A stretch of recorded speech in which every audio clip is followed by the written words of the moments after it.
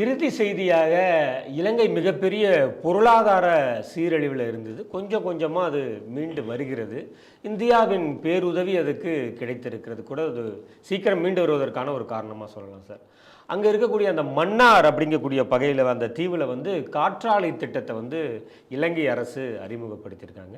Mannar மரையாயர் Emmanuel Fernando அப்படிங்கிறவர் மக்கள் எவ்வளவோ கோரிக்கை வைத்தும் அரசு செவி சாய்ப்பதாக இல்லை, நம்முடைய போராட்டத்தை காட்டி நம்ம யாருங்கிற மாதிரி இதை காட்டணும் அப்படிங்கிற மாதிரி அவர் தன்னுடைய கோரிக்கையை வச்சிருக்காரு. இந்த செய்தி எப்படி சார் பார்க்குறீங்க? சார், சர்ச் எங்கே இருந்தாலும் சர்ச்சு தான்.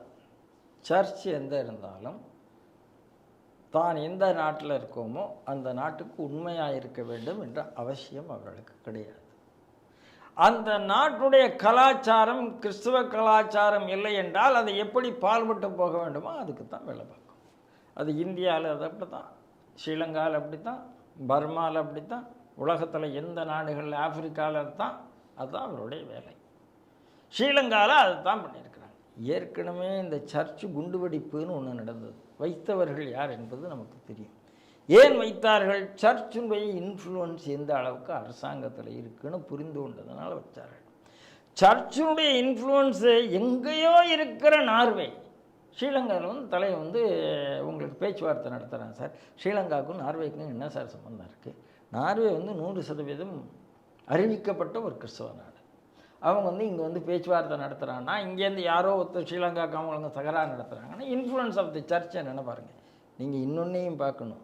ஸ்ரீலங்காவுடைய ஜாகிரபிக்கல் ஏரியாவில் தமிழர் ஏரியாவில் தான் அதிகமான கன்வர்ஷன் நடந்திருக்கிறது. புத்திஸ்ட் ஏரியாவில் நடக்கலை, முஸ்லீம் ஏரியாவில் நடக்கலை. அப்போ இவருடைய வேலை என்னவாக இருக்குன்னா, இவர்கள் அங்கே இருந்து கொண்டும் ஸ்ரீலங்காவுக்கு எதிராக வேலை பார்க்கிறார்கள், இந்தியாவுக்கு எதிராகவும் வேலை பார்த்து கொண்டிருக்கிறார். எப்படி இப்போ விழிஞ்சன் துறைமுகம் யார் எதுக்குறா? இங்கே இருக்கிற கிறிஸ்டியன் சர்ச் தான் நடத்துது. யார் பண்ணுறா? அதானி தான் பண்ணுறார், எதிர்க்கிறார்கள். இந்த ஸ்ரீலங்காவில் இந்த காற்றாலை மின் திட்டத்தை செய்யப்போவது அதானி. எதிர்ப்பது யார்? சர்ச்சு. முடிஞ்சு வச்சு, தேர் எண்ட்ஸ் த ஸ்டோரி. ஏன் எதிர்க்கிறார்கள்? சரி, காற்றாலை மின் சக்திங்கிறது என்விரான்மெண்ட் ஃப்ரெண்ட்லின்னு நமக்கே தெரியும். அதை கூட விழிஞ்சத்தை நீங்கள் எதிர்க்கிறதுக்கு 100 காரணம் சொல்லுவீங்க. ஒவ்வொன்றுக்கும் புது புது காரணம் சொல்லுவாங்க. கூடங்குளத்தில் எதிர்க்கணுமா, அதுக்கு இன்னொரு காரணம் சொல்லுவாங்க. இதே வேலையாக போச்சு. அப்போது சர்ச்சு அவங்களுக்கு என்ன பயம் தெரியுமா? இன்றைக்கு இருக்கிற ஸ்ரீலங்கா இந்தியன் ஃப்ரெண்ட்லி ஸ்ரீலங்காவாக மாறிக்கொண்டிருக்கிறது. சீனா ஃப்ரெண்ட்லியாக இருக்கிறத அவங்களுக்கு விரும்பினாங்க. ஏன்னா சீனா ஃப்ரெண்ட்லியாக இருக்கும்போது தான் அங்கே உள்ள நேட்டிவ் மதம் அழியும். அப்போ தான் அவங்க மதத்தை அவங்க பரப்ப முடியும், வறுமை வர முடியும். சீனா அவங்களை போட்டு அமைக்கிறோம். ஏன்னா பொருளாதாரமே காணாமல் போச்சு. பொருளாதாரம் காணாமல் போய் மதமாற்றம் நடக்கணும்னா வறுமை வரணும், வாழ்வாதாரம் காணாமல் போகணும். அப்போ வாழ்வாதாரம் காணாமல் போகணுங்கிற ஒரு எண்ணம் இருப்பது சர்ச்சுகளுக்கு மட்டும்தான் இந்த எண்ணம் இருக்க முடியும், வேறு யாருக்கும் அப்படி இருக்க முடியாது. ஏன்னா அது அந்த அமைப்பே மதமாற்றத்துக்கான அமைப்பு என்பது தான் நமக்கு புரிந்த விஷயம். ஆகையினால இன்றைக்கி அதை எதிர்க்கிறார்கள். இதை தான் நம்ம புரிந்து கொள்ள வேண்டும். எல்லா இடத்துலையும் சர்ச் என்பது உண்மைதான்.